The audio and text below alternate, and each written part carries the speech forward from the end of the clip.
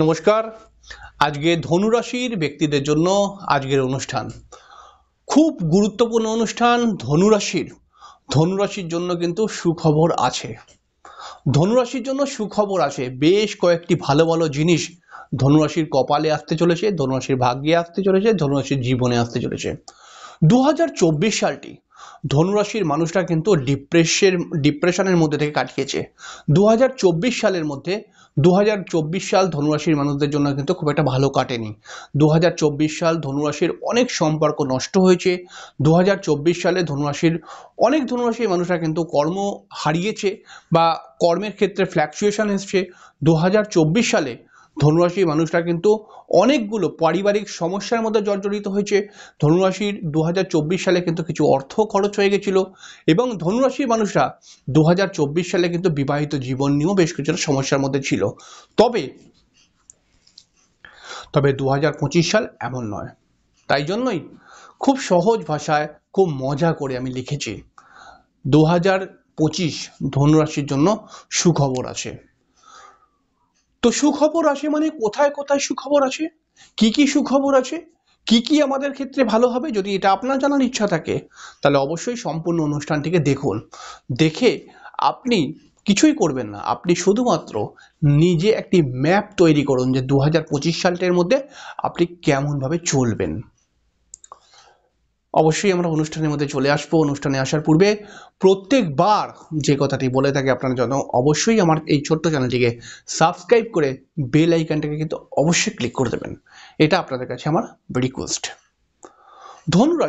ধনুরাশি একটি বৃহস্পতি প্রভাবিত রাশি। একে তো ধনুরাশির মানুষরা সত্যি খুব ভালো মেন্টালিটির মানুষ হয়। তবে বিভিন্ন মানুষ, বিভিন্ন পরিবারের লোক, বিভিন্ন আশেপাশের লোকরা, ধনুরাশির আশেপাশের লোকরা ধনুরাশিকে বারবার উত্তেজিত করে দেয়, গরম করে দেয়। এই জন্য ধনুরাশি গরম হয়ে গেলে পরে কিন্তু একটু উল্টোপাল্টা কথাবার্তা বলে দেয়। নইলে কিন্তু সাধারণভাবে এরা কখনোই মুখ থেকে উল্টোপাল্টা কথা বার করে না। এরা কিন্তু সবার সঙ্গে মিলেজুলে চলতে চায়। এদের মধ্যে প্রচুর সহ্য ক্ষমতা থাকে। তো মানুষ এদেরকে একটু উত্তপ্ত করে সাইডে সরে গিয়ে মজা দেখে। তো ধনুরাশি এই ব্যাপারটা বোঝেও, কিন্তু মাথা গরম। তো বুঝতে পারে যে আমাকে মাথা গরম করাচ্ছে, এরা জোর করে করিয়ে দিচ্ছে মাথা গরম, এরকমও কিন্তু ক্রিয়েট হয়ে যায়। তবে ধনুরাশির মাথা গরমগুলোকে ছাড়ুন। আমি যদি 2024-এ ধনুরাশির একটুখানি ট্র্যাক রেকর্ড দেখি, তাহলে 2024 সালে কিন্তু ধনুরাশি অনেকগুলো সমস্যার সম্মুখীন হয়েছিল।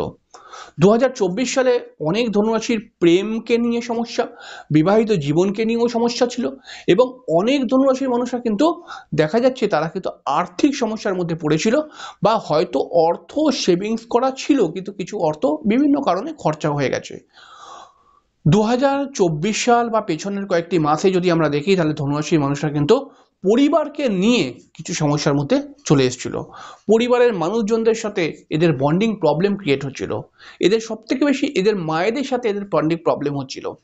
এবং যদি 2024-এ দেখি, তাহলে এরা যেভাবে সাকসেস চাইছিল এরকমভাবে সাকসেস আসছিল না, এরকমও কিন্তু একটা প্রবলেমের মধ্যে ছিল। এই সমস্ত মিলিয়ে মিশিয়ে কিন্তু এরা ডিপ্রেস হয়েছিল।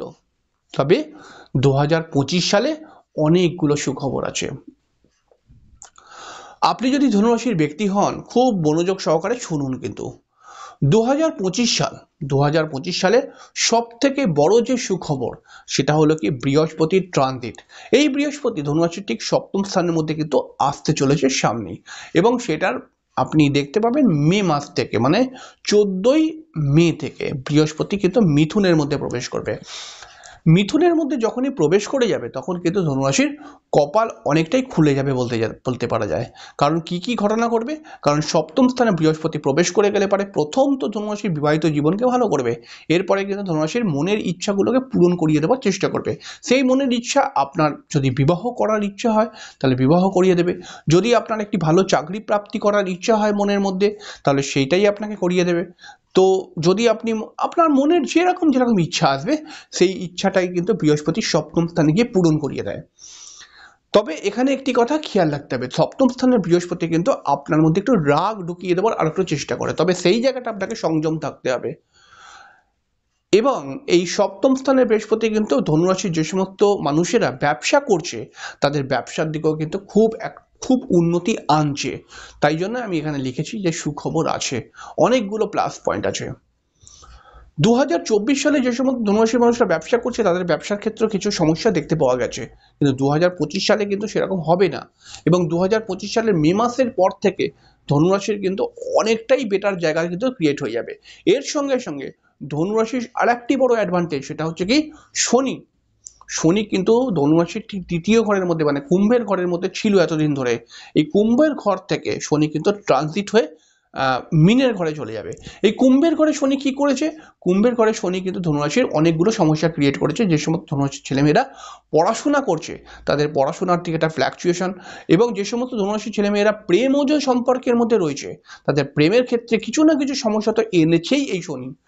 এবং ধনুরাশির যারা আর্টিস্টিক লাইনের সঙ্গে যুক্ত, যারা প্রতিভাকে নিয়ে কাজকর্ম করে, তাদের ক্ষেত্রেও কিন্তু এই শনি কিছু না কিছু সমস্যা ক্রিয়েট করেছে।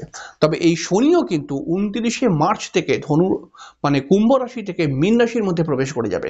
এটা কিন্তু ধনুরাশির জন্য একটি প্লাস পয়েন্ট হতে চলেছে। তাহলে এখানে প্লাস পয়েন্টটা কি হবে? এখানে কিন্তু ধনুরাশি আর সেই রকম সমস্যার মধ্যে পড়বে না। এবং এদের যে কপাল, মানে এরা যে কপালের দোষ দিচ্ছিল যে আমার কপালটাই মনে হয় খারাপ, তো সেইটা কিন্তু আর ঘটবে না। এদের এডুকেশন ভালো হবে, এদের পড়াশোনা ভালো হবে, এদের প্রেমজ সম্পর্ক কিন্তু নতুন সৃষ্টি হতে পারে। এবং দেখা যাচ্ছে যে 2025 সালে যে সমস্ত ধনুরাশির মানুষেরা নিজস্ব বাড়ি বা গাড়ি কিনতে ইচ্ছুক, তাদের জন্য এটা একটা প্লাস পয়েন্ট হচ্ছে, একটা সুন্দর যোগ তৈরি হচ্ছে। ধনুরাশির মানুষরা কিন্তু 2025 সালে কিছু লোনের সম্মুখীন হয়ে যেতে পারে, বা কিছু ধার বাকি হয়ে যেতে পারে। কিছু নতুন লোন প্রাপ্তি করে যদি আপনি নিজস্ব বাড়ি বা গাড়ি করতে চান, তাহলে পারে কিন্তু সেটা প্রাপ্তি করতে পারবেন 2025-এ। এই দিকে কিন্তু একটা অ্যাডভান্টেজ রয়েছে। ধনুরাশির জন্য আরেকটি প্লাস পয়েন্ট কি ক্রিয়েট হচ্ছে? 11th হাউসের মধ্যে কেতু ছিল। এই একাদশ ঘরের মধ্যে কেতুকে যদি আমরা দেখি, একাদশ ঘর কেন বলবো, ধনুরাশির কিন্তু ঠিক আমরা যদি দেখি তাহলে পরে কিন্তু ধনুরাশির ঠিক আমরা যদি দেখি দশম স্থানের মধ্যে কেতু ছিল। দশম স্থানের মধ্যে কেতু এখনো আছে। তবে 29শে মে এই কেতু কিন্তু অটোমেটিক্যালি কন্যা রাশি থেকে সিংহ রাশির মধ্যে চলে আসবে, এবং যেটা দশম স্থান থেকে নবম স্থানের মধ্যে চলে আসবে। এবার একটি সিধে ব্যাপার, দশম স্থানের কেতু কিন্তু আপনার কর্মজীবনের মধ্যে সমস্যা আনছিল। লোকে আপনাকে বারংবার ভুল বুঝছিল, এবং আপনার কর্মের জায়গায় কিছু না কিছু সমস্যা ক্রিয়েট হচ্ছিল। কর্মের জায়গায় দু একজন মানুষের সঙ্গে আপনার বন্ডিং প্রবলেমও ক্রিয়েট করে দিচ্ছিল। এবার কেতুটা সরে যাওয়ার পরে আপনি কিন্তু কর্মের জায়গাটা একটি সুন্দরভাবে চালাতে পারবেন। এবং নবম স্থানের মধ্যে কেতু গিয়ে আপনার কিন্তু ভক্তি শ্রদ্ধাকে বৃদ্ধি করিয়ে দেবে। এবং এই নবম স্থানের কেতু কিন্তু আপনাকে একটি ভালো গুরু প্রাপ্তি করাতে পারে। এবং এই নবম স্থানের কেতু কিন্তু আপনি কোনো ভালো বিষয়ের সঙ্গে, শিক্ষামূলক বিষয়ের সঙ্গে যুক্ত হতে পারেন। এবং এই নবম স্থানের কেতু কিন্তু আপনাকে তীর্থ ভ্রমণ করাবার দিকেও এগিয়ে নিয়ে যেতে পারে। তাহলে এখানে কতগুলো প্লাস পয়েন্ট। আবার আরেকটা প্লাস পয়েন্ট ক্রিয়েট হয়েছে, সেটা হচ্ছে কি 27শে জানুয়ারি থেকে শুক্র কিন্তু মীন রাশির মধ্যে প্রবেশ করেছে। এখানে 6 মাস শুক্র থাকবে। 6 মাসটা কোনো কম সময় নয়, অনেক বড় সময়। এই সময় শুক্র যদি দেখি তাহলে পারে ঠিক চতুর্থ স্থানের মধ্যে থেকে দশম স্থানকে দৃষ্টি দেবে, এবং দশম স্থানে দৃষ্টি দিয়ে যে সমস্ত ধনুরাশির ছেলেমেয়েরা বিশেষ করে কম্পিউটার সায়েন্স বা আর্টিস্টিক কোনো লাইন বা নিজের কোনো প্রতিভাকে নিয়ে কাজকর্ম করে, তাদের ক্ষেত্রে বিশেষ ডেভেলপমেন্ট ক্রিয়েট করিয়ে দেবে এখানকার শুক্র। তবে এখানকার শুক্র কিন্তু মধ্যিখানে বক্রি হবে। মধ্যিখানে বক্রি হয়ে যাবে যখন, অবশ্যই আমরা ভিডিওর মাধ্যমে তো বলবোই। তো সেক্ষেত্রে কিন্তু একটা সমস্যা ক্রিয়েট করবে, আপনার আবার বিবাহিত জীবনে কিছু সমস্যা আনতে পারে। তবে ধনুরাশির মানুষ যারা, মানে ধনুরাশি যদি আপনি হন, তাহলে পারে কিন্তু অনেকগুলো সুখবর, অনেকগুলো ভালো ভালো খবর, অনেকগুলো ভালো ভালো চান্স আপনার জীবনে আসতে চলেছে। এর জন্য কি প্রয়োজন? এর জন্য প্রয়োজন সঠিকভাবে প্রত্যেকটি চান্সকে ইউজ করতে হবে। এর জন্য আপনার মাথা গরম করলে পারে কিন্তু চলবে না। আপনি কিন্তু মাঝে মধ্যে খুব তাড়াতাড়ি বিরক্ত হয়ে পড়েন। আপনি কিন্তু অনেক সময় দেখা যায় যে কোন সিদ্ধান্তে আপনি এগোবেন এটার সিদ্ধান্তই নিতে পারেন না। কোন মানে একবার এটা ভাবেন, একবার ওটা ভাবেন।